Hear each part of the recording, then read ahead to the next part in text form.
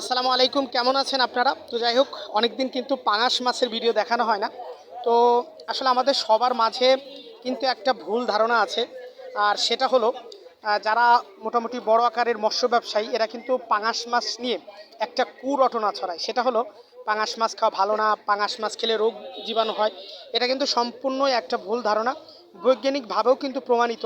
অনেক কাপ জাতীয় মাছের থেকে কিন্তু পাঙাশ মাছে পুষ্টি, ভিটামিন সব কিছুই বেশি।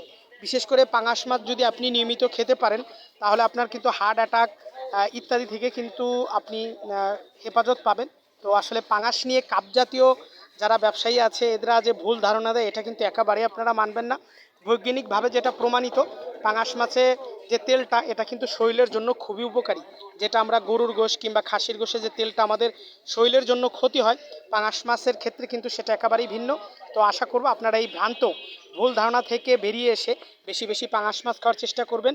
বিশেষ করে কিন্তু ব্রয়লার মুরগিতে অনেক রোগবালাই থাকলেও পাঙাশ মাছে কিন্তু রোগবালাই নাই। সো আশা করব আপনারা আরও ভালোভাবে অনলাইনে সার্চ করে বৈজ্ঞানিক প্রমাণটা নিয়ে বেশি বেশি পাঙাশ খাবেন। ধন্যবাদ সবাইকে। এবং প্রতিনিয়তই কিন্তু আমার কাকা, এর আগেও আপনাদের ভিডিওর মাধ্যমে দেখিয়েছি যে তিনি কিন্তু প্রতিনিয়ত আমাদের চন্দনী বাস স্ট্যান্ডে পাঙাশ মাছ বিক্রি করে। অন্যান্য সবাই ব্যবসা ছেড়ে দিলেও আমার কাকা কিন্তু আল্লাহর রহমতে এখনও তার ব্যবসাটা চালিয়ে নিচ্ছে।